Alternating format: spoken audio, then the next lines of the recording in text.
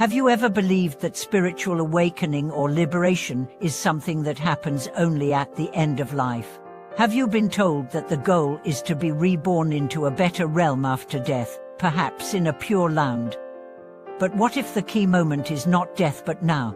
What if real rebirth, real liberation, must happen while you're still alive? Welcome back to the channel, where today we are diving into one of the most profound yet misunderstood truths in spiritual life, the idea that true rebirth, or what many called enlightenment, must be realized not after death, but before. We begin with a simple but radical question. If your awakening depends on what happens after you die, how can you know it's real? How can something be your liberation if you have no conscious experience of it?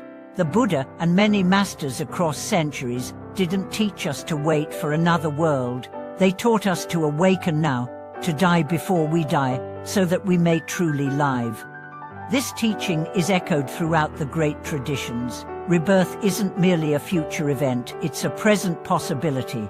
It's the moment you drop the identity you've carried for decades. It's the instant you stop being a prisoner to ego, desire, and fear. When you step out of illusion, that is rebirth.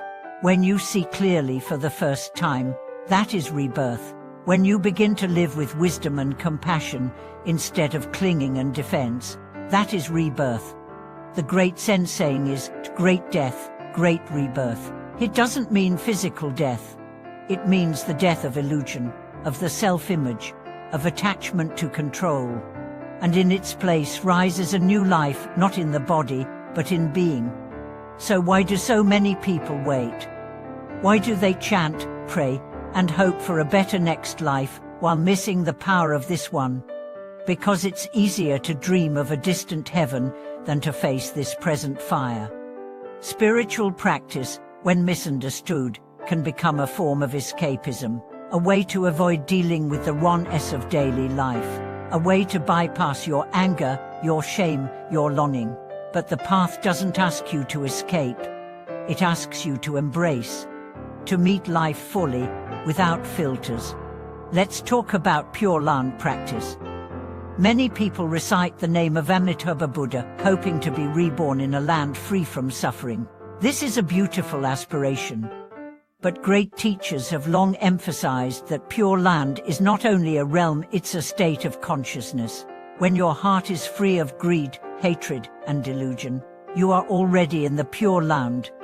When you meet each moment with awareness and love, you are already there. But so, how do we shift from hoping for the next life to transforming this one? Start with presence. Most people live as though they are preparing to live. Their joy is postponed. Their awakening is conditional. But life doesn't wait. It happens now. And only in now can transformation occur. When the Buddha spoke of nirvana, he wasn't describing a future destination. He was pointing to a state beyond clinging, here and now. A mind free from obsession. A heart that rests in truth. This is why real liberation must be embodied before death, because only then do you know it's true. There's a story of a monk who asked his master, "When will I be free?" But the master replied, "When you no longer ask." That's the essence. Liberation is not a prize you receive after jumping through hoops. It's the dropping of the hoops. It's the end of striving. But this doesn't mean inaction.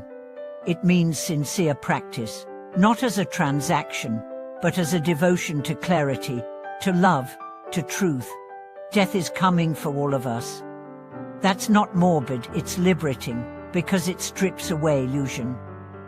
What matters is not how long we live, but how deeply we live. How courageously, how honestly. If you die with regrets, it means you haven't truly lived. If you wait for heaven, you may miss the beauty of this earth.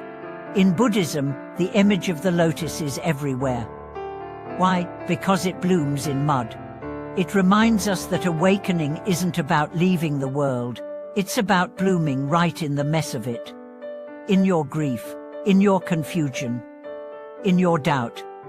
This is where truth lives. The idea that death is the threshold to awakening can be comforting, but it can also be dangerous. It can make you passive. It can delay your effort. The Buddha didn't teach passivity. He taught fierce engagement. He didn't promise comfort, he promised truth. And truth isn't always comfortable, but it's always real. Real rebirth means you let go of who you think you are. You let the false self die, not with drama, but with grace. You begin to see that you are not your thoughts, not your roles, not your past. You are awareness itself, watching all these pass like clouds. This doesn't mean you become cold or detached. On the contrary, you become more alive, more open. You cry more deeply. You laugh more freely. You love without fear, because you are no longer protecting an image. You are living from your core. Let's consider another perspective. If you wait until death for liberation, who exactly is going to be liberated? The person you think you are. That persona won't survive death.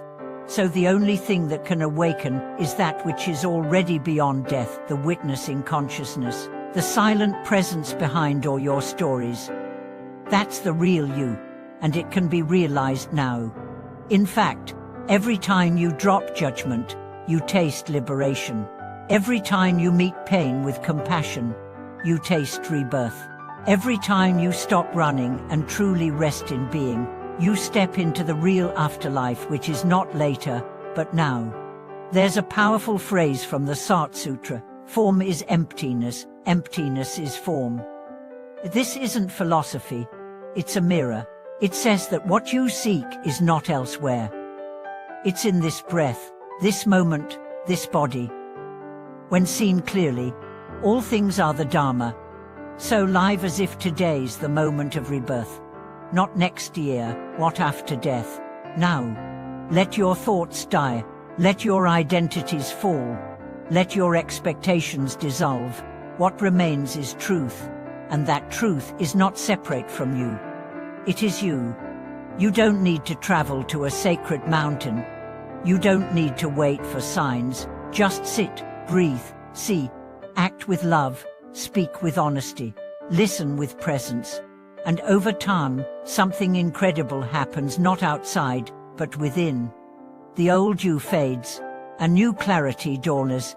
You realize you don't need to become anything. You just need to be what you are, beneath the eyes. That is rebirth. Thank you for watching this video. If these words sparked something in your heart, if you've tasted moments of inner death and inner life, share your journey in the comments.